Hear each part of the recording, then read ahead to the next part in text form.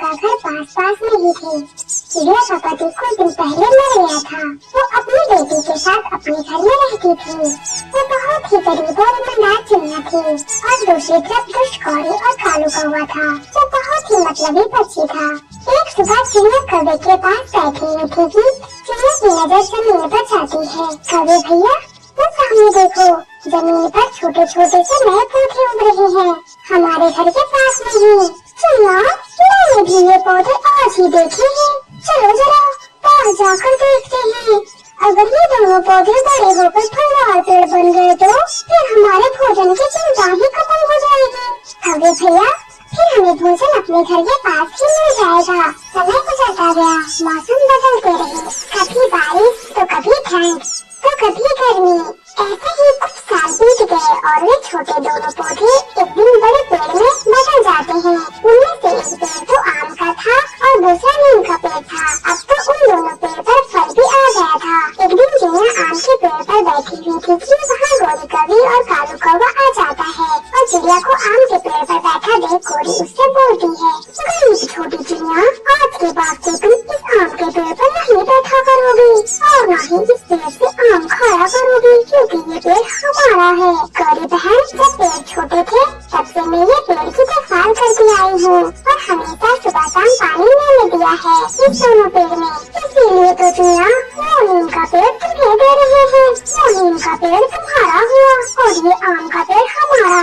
लेकिन कालू भैया, वो नीम का पेड़ से मैं क्या करूँगी? उसका फल कोई खाता है भला? अगर ज्यादा चूचू की तो एक लगाऊंगी। चल भाग यहाँ से। वो छोटी चिड़िया डरती हुई वहाँ से चली जाती है और पास में ही नीम के पेड़ के पास बैठ जाती है। बहुत जालिम है वो कालू गौरी, बहुत जालिम। आप क्यों रो रही हो चिड़िया? क्या बात है?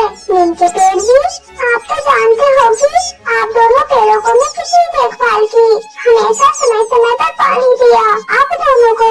लेकिन आज उस पेड़ पर आम लगे हैं तो वो दुष्ट कौवों ने मुझे वहाँ से भगा दिया है। चिड़िया, आप चिंता न करो, भोजन तो आप पहले भी खोज कर ही लाती होगी ना। मेरा फल जरूर करवा है, परंतु मैं आपको ठंडी ठंडी छाँव दूंगा। जब आप थक हार कर आओगी तो मेरी छाँव में बैठकर आपकी सारी थकान उतर जाएगी।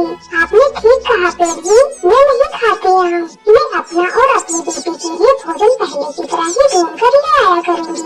ऐसा कहते हुए चिड़िया वहाँ से चली जाती है और उधर कालू और गोरी जी भर के आम खाते हैं और नदी पर पानी पीने चले जाते हैं। वो आम का पेड़ भी बहुत घमंडी था।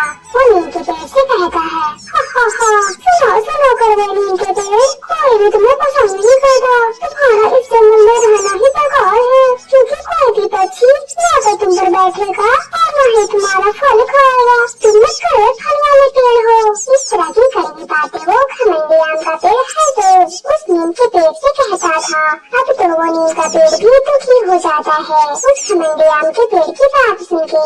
हम पेड़ों से ही इस जंगल की रौनक है। अगर आप मीठे आम देते हो तो मैं ठंडा छाया देता हूँ पक्षियों को। फिर वही बात मुझे पता था, तुम नहीं कहोगे। इसके अलावा है ही क्या तुम्हारे पास बोलने को? वो आम का पेड़ ऐसे नीम के पेड़ का मजाक बनाता है। रात हो जाती है। मम्मा आपने तो कहा था कि आप मेरे लिए पास वाले पेड़ से मीठे मीठे आम लेकर आओगे, लेकिन आप तो सिर्फ दाना ही लेकर आई हो। आम कहाँ है? गुड़िया बेटी, आपको तो पता ही है उन कौवों का। आज सुबह सुबह जब मैं आम के पेड़ पर जाकर बैठी थी तो गोरी और कालू तुरंत अपने घर से निकलकर वहाँ आ गए और उन्होंने मुझे आम तोड़ने से मना कर दिया और मुझे डराकर वहाँ से भगा दिए। लेकिन क्यों मम्मा, आपने तो हमेशा उस आम के पेड़ को पानी दिया है, क्यों कालू अंकल ने वो आम लेने के लिए मना कर दिए? मैं अपनी बेटी को कैसे समझाती कि वे कौवे कितने स्वार्थी और जालिम पक्षी है। अच्छा मेरी प्यारी गुड़िया बेटी, अब आप दाना खाओ और सो जाओ, रात बहुत हो गई है। कल मैं अपनी बेटी को मीठे मीठे फल ला कर दूंगी। दूसरे रोज कालू और गोरी आम के पेड़ पर बैठे आम खा रहे थे कि तब वो आम का पेड़ उनसे कहता है, कौवो जरा मेरी बात सुनो। बताएं पेड़ जी, क्या बात है? मुझे इस नीम के पेड़ से नफरत होती है। कहीं ऐसा नहीं हो सकता कि आप इन नीम के पेड़ को काट दो। मुझे डर है कि कहीं इसके पास होने से मेरे फल भी कड़वे न हो जाए। पेड़ जी, अगर आपकी यही इच्छा है तो हम आज ही काट देंगे इस नीम के पेड़ को। ये सब बातें वो नीम का पेड़ सुन रहा था। मुझे काट ही दो तो अच्छा है। लो रोज रोज आपके कहानी सुनने से अच्छा है कि मैं एक बार ही थक जाऊं। आप जाएं और नदी से पानी पियाएं और मैं अपने आम के पेड़ को खुद करने के लिए कुल्हाड़ा लेकर आता हूँ और आज इस नीम के पेड़ को काट ही दूंगा।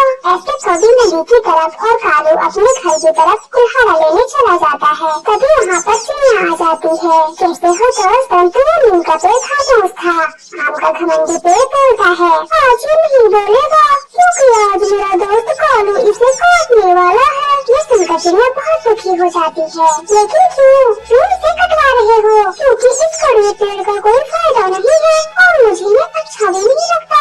और चिड़िया, इसके कट जाने से जंगल से एक कड़वा पेड़ भी खत्म हो जाएगा।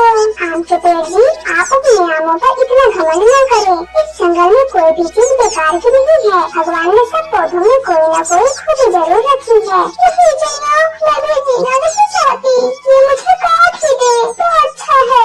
आपके सिवा और कोई भी मेरे पास नहीं आता। ना कोई पक्षी मेरे से मीट गाता है और ये आम का पेड़ मुझे कड़वा कड़वा पेड़ कहकर छेड़ता रहता है। वो नीम का पेड़ चिड़िया से रोते हुए ऐसा कहता है। कौवा भी कुल्हाड़ा लेने जा रहा था कि उसे प्यास लगती है और वो नदी पर पानी पीने के लिए रुकता है। वो कौवा अभी पानी पीने ही वाला था कि पहाड़ से एक छोटा सा पत्थर नीचे गिरता है और सीधा कालू कौवे के पंख पर लग जाता है। कौवा तो घायल हो जाता है। तोता और कबूतर भी किसी काम से वहाँ से गुजर रहे थे। कौवे को घायल देख वो दोनों भी वहाँ आ जाते हैं। अरे कालू, आप कैसे घायल हो गए हो? इसका तो पंख घायल हुआ है। दोस्तों, मुझे पत्थर लग गया है, आप मुझे मेरे घर तक छोड़ आए। फिर तोता और कबूतर कालू कौवे को लेकर उसके घर जाते हैं। हाय, मैं मर गई। ये क्या हो गया मेरे कालू जी को? गौरी, चुप कर जाओ, मैं मरा नहीं हूँ, मैं बच गया हूँ। अब जल्दी से कोई निर्भय डॉक्टर को ले आए, मेरे घाव में बहुत दर्द हो रहा है। चिड़िया भी वहाँ आ जाती है। मुझे तो कबूतर मिला था, ये बताया कि वो कालू को घर में छोड़ के आया है। चोट लग गई है कालू को। चिड़िया बहन, आप जल्दी से मिलकर डॉक्टर को ले आए, कालू जी को बहुत दर्द हो रहा है। चिड़िया, जल्दी जाओ, नहीं तो मैं दर्द से तड़पता हुआ ही मर जाऊंगा। चिड़िया जल्दी से बुलबुल को लेने चली जाती है और फिर वो बुलबुल डॉक्टर को लेकर आ जाती है। इसका घाव तो गहरा है, इस जंगल में तो कोई नीम का पेड़ भी नहीं है। अगर होता तो नीम के पेड़ के पत्तों को घाव पर लगाने से कालू को दर्द रुक जाता।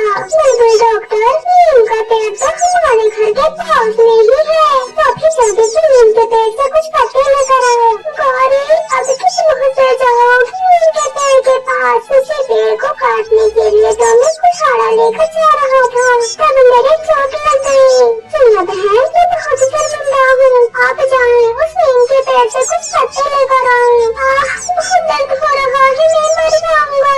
चिड़िया तुरंत वहाँ से जाती है और नीम के पेड़ को सारी बात बताती है। क्या मेरे पत्ते किसी के काम आ सकते हैं? हाँ पेड़ जी, मुझे गोरी कवि ने भेजा है, वो बहुत शर्मिंदा थी। आप जल्दी से मेरे पत्ते ले जाएं और ले जाकर कौवे के घाव पर लगाएं। चिड़िया कुछ पत्ते लेकर वहाँ से चली जाती है और आम का पेड़ भी तक मिल रहा था। दोस्त, मुझे माफ कर दो, मैं आपको बेकार कह के छेड़ता था।